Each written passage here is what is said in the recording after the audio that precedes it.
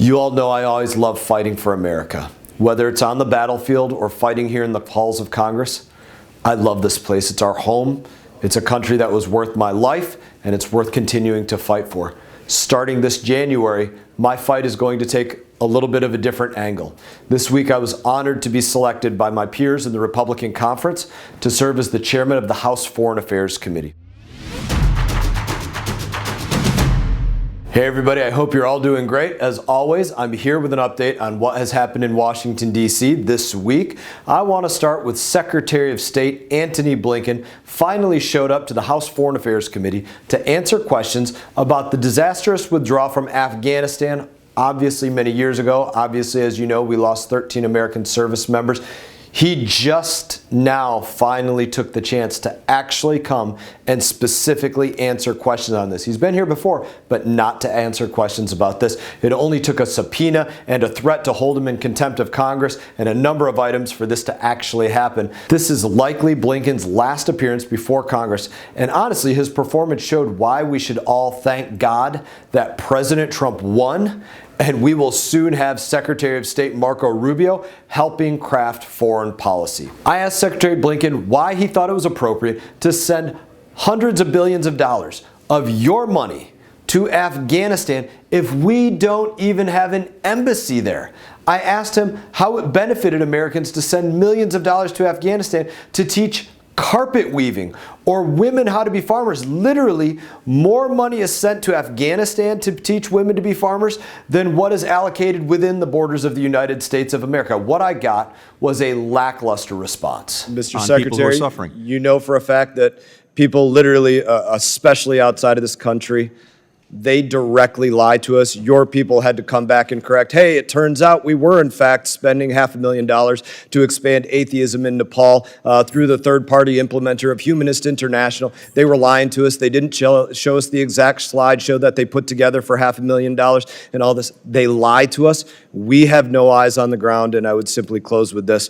We do not even have an embassy there. We have no business putting $1 into that place. And I respectfully disagree. I think that the work that we have done through these partners and many other countries have done has saved many, many lives in an incredibly difficult situation. Gentleman's time has expired. Chair now recognizes Mr. Castro. That should shock all of you, and I am glad that we'll soon have a team in the White House and the State Department that will put America first.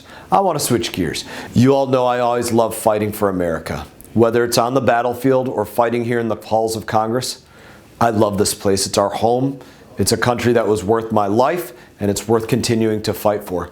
Starting this January, my fight is going to take a little bit of a different angle. This week I was honored to be selected by my peers in the Republican Conference to serve as the chairman of the House Foreign Affairs Committee. This is how I will serve as chairman of the House Foreign Affairs Committee, overseeing the State Department and our foreign policy across the globe.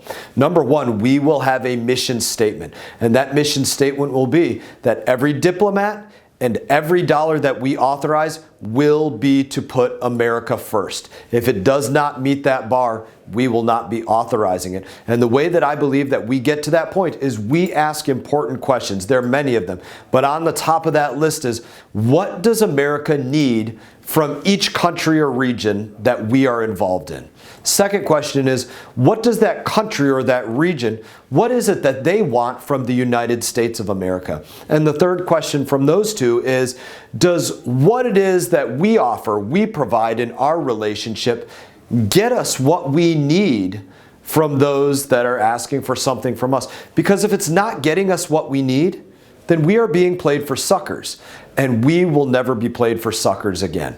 That will be the promise. We will look into every granular detail of what is taking place in the State Department. I've said it this way to many people looking for interviews. We are going to give the State Department a colonoscopy. Work side by side with Secretary of State Marco Rubio and National Security Advisor Michael Waltz and our State Department appropriator Mario Diaz-Balart, all of us Floridians working hand in hand with President Trump. We are going to make sure that our State Department is not building stages for drag shows in other countries and then calling that infrastructure. We're going to make sure that our State Department is not saying, well, we're looking to do international religious freedom and going out there and spending $500,000 of your money on expanding atheism in Nepal and other countries.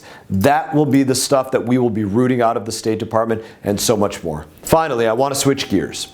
As somebody who has personally faced challenges of navigating airport security, now I know how grueling it can be, especially for those of us who are carrying the scars of our service. That's why this week I was proud to vote for a bill that would provide TSA PreCheck to severely injured or disabled veterans. This is more than just about convenience. It's about honoring the sacrifices of the men and women who have given so much to this country, my brothers and sisters in arms, long lines, standing for extended periods, invasive screenings. They're challenges that can turn a simple trip into an ordeal. And by providing them with access to TSA PreCheck, we are removing unnecessary obstacles and giving back in a tangible way to those that gave so much to this country. For these warriors, this isn't just about travel, it's about living life on their terms with honor and the respect that they earned and that they deserve. Now, as always, it is an honor to serve you. I hope that you all have a great weekend. I hope that you're all moving into a great Christmas, and I look forward to seeing you all soon. You all take care. Hey everyone, thank you for watching this video. If you enjoyed the video, please click like and subscribe. I will be back on YouTube with more exclusive content, so stay tuned.